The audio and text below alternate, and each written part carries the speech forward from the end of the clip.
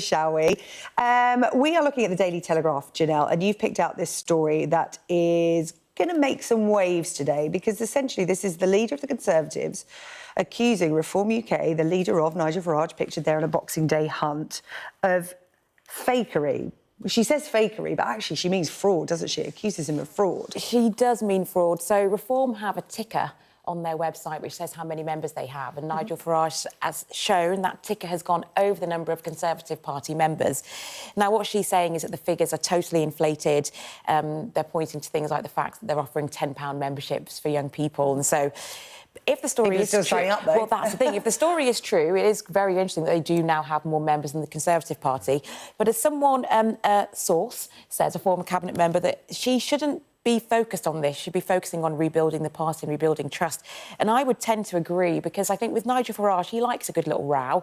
It's got him lots of front page and attention, which is exactly what he wants. And he will drag her down to his level and beat her with all the experience in terms of these kind of rows. So if I were her, I wouldn't be focusing on getting into a row with Nigel Farage about fakery and back ends of websites and fraud and all of these things, because then it's, I'll show you mine if you show me yours, and then where does that lead? James, what's your take on this? Is this Kemi Badenoch playing right into Reform UK's hands? I heard the deputy leader, Richard Tice, saying, you know, you've accused us of fraud, you know, show me your figures, as you said, and we've shown you ours.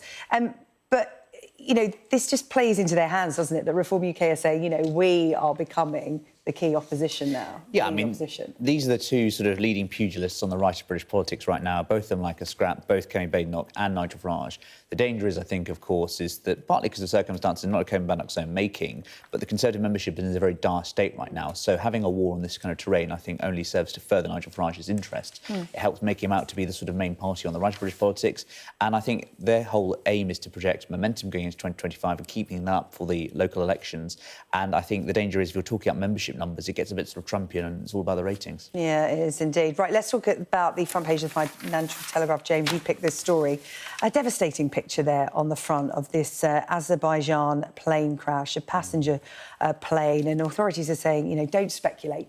Yeah. Don't speculate. And, I mean, this is basically the story that happened on Christmas Day. Obviously, 38 people were killed when this aircraft was allegedly shot down. Miraculously, sort of 29 survived as well. But as we've said in the last couple of days or so, more details coming out. Some military experts are saying that the marks on the tail of this Azerbaijan airline plane were consistent with a strike by a service-to-air missile defence system. And now, obviously, you can see the pictures there. There's, you know, talk about whether the Russian authorities have been using jamming systems, anti-aircraft systems. And really, I mean, already there are a lot of people saying that potentially this is the hallmarks of the Malaysian Airlines disaster of 2014, where Russia was accused of shooting that one down as well. OK, well, we'll continue to follow that with interest. Let's move on to The Guardian. Janelle, you've picked this story about the NHS at risk of paralysis while it waits for streeting reform plans, because, of course, since Labour came into power over the summer, we've been promised this rescue plan. The details are coming. They're coming, but the big question, of course, is when. And that's the thing, and I think we saw this with the budget. You know, it was such a long wait, and then by the time it happened, so many things get leaked, you know, half the story, and then people feel they can't do anything. And I think what they're saying, and it's Lord Adibawale, a crossbench peer, and he's chair of the Institute for Public Policy Research, what he's saying is, surely there's things people could be getting on with. We know what your big three things are, which is prevention, digital community care. Allow people to get, you know, start getting on with those things whilst they're waiting. But then the only issue with that is letting people in different pockets getting on with their own things independent of any centralised plan can often lead to confusion and the undoing of different things that get started that don't need to be. So I do have a bit of sympathy, I can see from both sides. However, I think Labour are being a bit slow and, you know, it's great to have a big plan, but if we have to wait 12 months for it, it's winter. This is the worst time of year to be in a state of what are we allowed to do, what can't we do, and it's only going to lead to further problems. I know, it's, you know, voters look and go, you've been in opposition for some time now. We all know the NHS is broken. Surely the plan should be ready to go once you're elected. But, you know, we still wait. Let's go to the Daily Express. Just Stop Oil has been accused of hypocrisy because some of their T-shirts for supporters have been made 4,000 miles away. Yes, so these T-shirts have been manufactured in the Caribbean and the Dominican Republic, and I think there's a fair number of sort of Tory politicians lining up to attack them for hypocrisy. I think it's worth noting, of course, Chester Boyle have been fairly kind of hardline in their response on certain things, you know, going after artwork, etc. But their argument is that, look, this is all about the cause, we've got to raise awareness, and they said they're planning future demonstrations in April of this year, so I'm sure we'll have that to look forward to, the disruption in central London. We've only got a couple of minutes left, so I'm going to fast forward to a story that's a little bit further down the list than I would like it, because I love this on Christmas Day. The Gavin and Stacey finale couldn't have been a more perfect bit of festive TV, in my opinion. I mean, it's so interesting. I was on here the other day saying we'll never get big numbers like we used to in EastEnders. And then, look, we have big numbers, 12.5 million. I must confess, I was not one of them.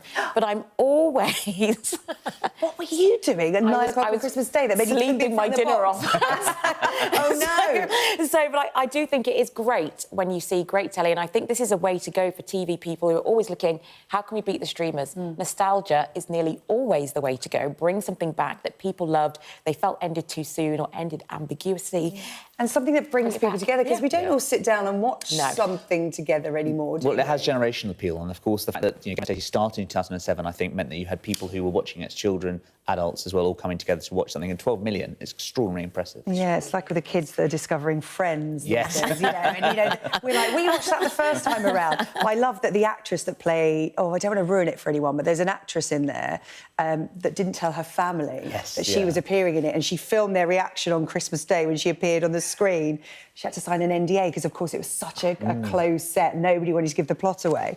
So that was a lovely moment. I can't even tell you what actress it is in case you're watching it on catch-up. That is a throwback to the Big EastEnders interview and the Big EastEnders reveal with Stacey and Max when they filmed the reaction of the family watching on video. It all happens on Christmas, doesn't it? Right, Janelle and James, you're back in the next hour with more stories from the papers. Thank you for the moment. We'll be back at the top of the hour with the top stories.